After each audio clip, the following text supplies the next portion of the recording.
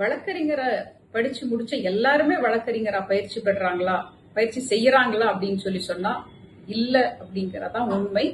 மிக மிக குறைந்த எண்ணிக்கையிலான வழக்கறிஞர்கள் தான் பயிற்சிக்கு வர்றாங்க.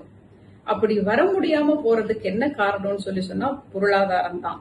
அவங்களுக்கு குடும்ப பின்னணியில பொருளாதார பிரச்சனை இருக்கும், பொருளாதார பலம் இருக்காது அவங்களுக்கு சப்போர்ட் பண்றதுக்கு. தொழில வந்தோடனே சம்பாதிக்க முடியாது. ஏன்னா இது அறிவுபூர்வமாக நிறைய பயிற்சிகள் உங்களுக்கு தேவைப்பட்டு உங்களுடைய தன்னம்பிக்கையும் உங்களுடைய சட்டத்தை சார்ந்த உங்களுடைய அறிவும் திறமையும் வளர்ந்ததுக்கு அப்புறம் தான் நீங்களே ஒரு தன்னம்பிக்கையோட ஒரு கிளைண்ட்டை எடுக்க முடியும்.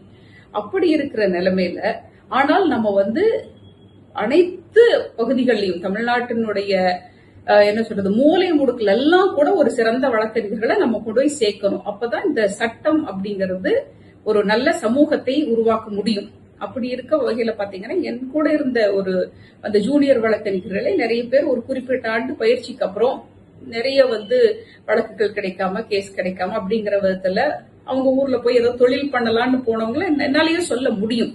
அந்த நிலைமைக்கெல்லாம் ஆள்படாம வைக்கிறதுக்கு தான் இந்த அட்வொகேட்ஸ் வெல்ஃபேர் ஃபண்ட் ஆக்ட் வந்திருக்கு. அதை சரியான முறையில இந்த பார் கவுன்சில்ல தேர்ந்தெடுக்கப்படக்கூடிய மெம்பர்கள் எல்லாம் சேர்ந்து அதை சரியான முறையில் அமல்படுத்தினாங்கன்னா இந்த மாதிரி சட்டத்தை படிச்சுட்டு எனக்கு வேலை கிடைக்கல, பொருளாதாரத்துல சிரமப்படுறேன்னு சொல்லி வெளியில போகாம தொழிலையே திறம்பட செய்து ஒரு சமூகத்தையும் நல்நோக்கில கொண்டு போக செல்லக்கூடிய வழக்கறிஞர்களை நம்ம உருவாக்க முடியும்.